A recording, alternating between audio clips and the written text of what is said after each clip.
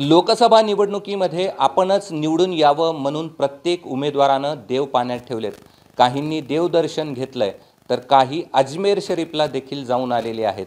मात्र छत्रपती संभाजीनगरचे भावी खासदार व्हावं म्हणून चंद्रकांत खैरे दक्षिणमुखी हनुमान मंदिरामध्ये आज यज्ञ करत आहेत। इथेच हा यज्ञ या ठिकाणी होणार आहे। काही वेळातच यज्ञ सुरू होईल, त्याची या ठिकाणी तयारी आपल्याला पाहायला मिळते। तूप असेल, सुपारी असतील आणि इतर पूजेचं साहित्य देखील या ठिकाणी आणलं गेलं आहे आणि पूजेची तयारी या ठिकाणी सुरू आहे। पूजा देखील मांडली गेलेली आहे।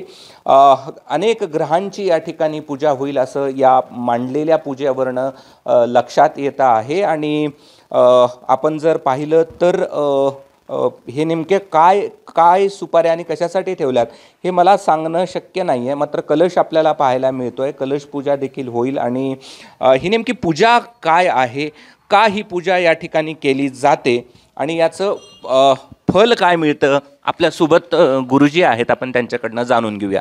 काय या पूजेला म्हणायचं गुरुजी? ही जी पूजा आहे याला विचित्रवीर हनुमान याग असं ह्या पूजेचं नाव आहे।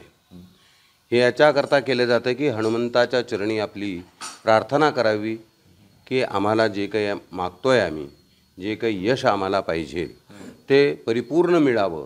याच्याकरता 11 ब्राह्मणांच्या साह्यानं हा विचित्रवीर हनुमान याग कमीत कमी 5 तास ह्या आहुती आणि पूजा अर्चना चालू असतात। हे आज आपण ही जी पूजा करतो आहे हे चंद्रकांतजी खैरे यांच्या वतीनं ही पूजा या ठिकाणी होणार आहे। लोकसभेच्या विजयासाठीची ही पूजा आहे। लोकसभेच्या विजयासाठीच संकल्प करून भगवंताच्या चरणी प्रार्थना करायची आहे की आम्हाला यश प्राप्त होऊ दे। बरं, स्वतः चंद्रकांत खैरे या पूजेमध्ये सहभागी होतील? हो, स्वतः स्वतःच बसतात। 5 तास पूर्ण यज्ञामध्ये ते सामील असतात। बरं, आणखीन एक प्रश्न असा आहे की आपण मागेही हा यज्ञ केलेला होता, खरं तर शिवसेनेच्या बाजूनं निकाल लागावा म्हणून। हो, पण त्यात यश काय आलेलं नव्हतं। नाही, कसं आहे की भगवंताजवळ आपली मागणी ठेवणं हे आपली श्रद्धा आहे। भगवंत आपल्याला यश कशा प्रकारे देतो हे त्यांना माहिती आहे।